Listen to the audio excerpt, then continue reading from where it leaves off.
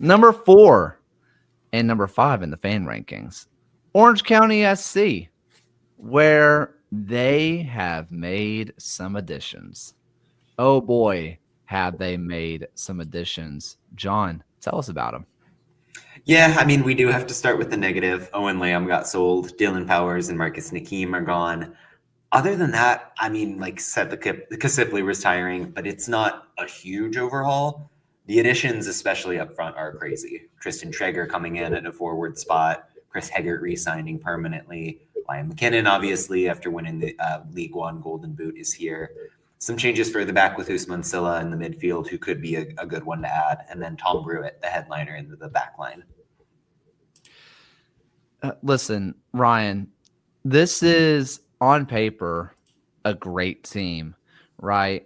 But last year this was a team that kind of started off a little bit shaky. I mean, the start of their season had Colin Shuttler scoring a goal to, do this to like get a draw against Sacramento. But then it was a little bit shaky. And there was like a nice defensive thing about them that kind of remind you of their playoff run. And then they were starting to get some goals. What do you think is the difference in that team to now that is getting such a high ranking as 4th from us and 5th from the fans?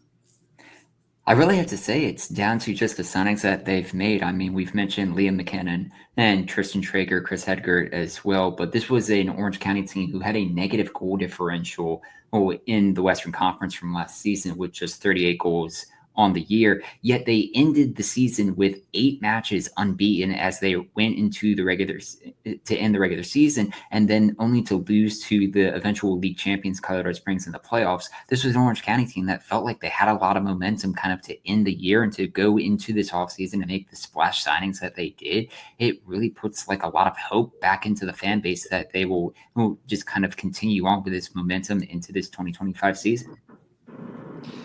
Phil, there's a lot of players that we can look at, and I want to kind of look at the best person to wear the number 2, Mr. Duty himself, and we have McKinnon and Traeger. Like, these are really, really good players.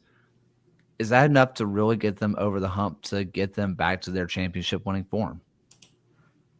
So I think it's going to take Tristan Traeger, because Tristan Traeger is a fantastic player. He's been a solid piece across a lot of different teams, and his best ever goal return in a season is 8.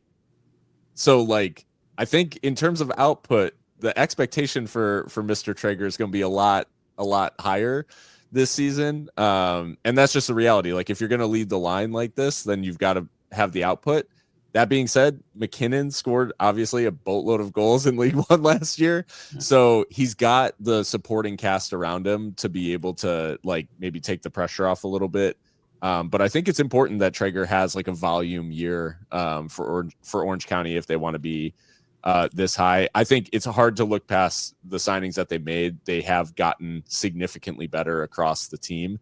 And I don't think it's insignificant that, with a full offseason, Danny Stone, like, does he really put his stamp on things and become the coach that I think a lot of people thought he would be when Phoenix originally signed him up, right? So that'll be the question mark. But I do think I think the signings are very good, and there's a couple of players who are going to have to make a step to a different level, like if they're going to be really, really, top contenders in the West.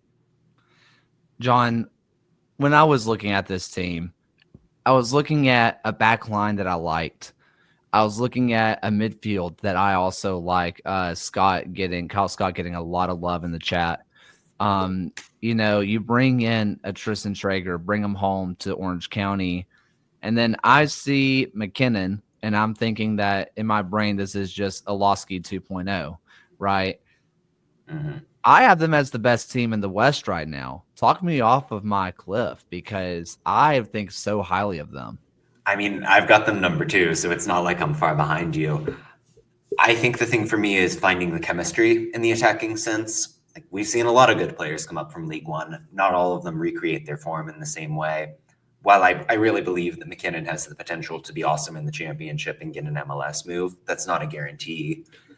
In terms of the striker spot, there's a real chance that it's Ethan Zubak, who got 10 goals in the regular season last year.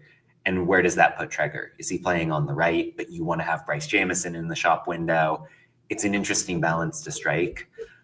They're lacking in terms of a defensive midfielder right now. Like Kevin Partita is there, but he's had some injury troubles the last couple of seasons. Kyle Scott, as tremendous as he is with the ball, doesn't really give that for you.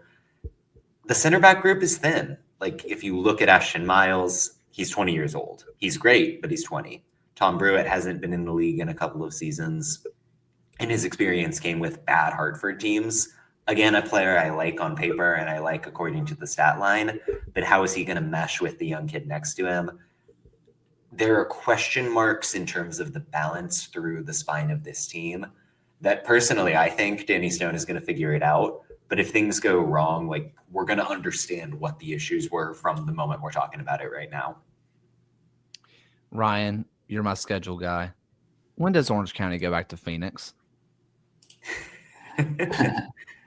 Orange County will first play Phoenix on July 30, or sorry, we'll play them on June 7th. That's when they will make a return. Circle that one. Circle that one because that will be fun.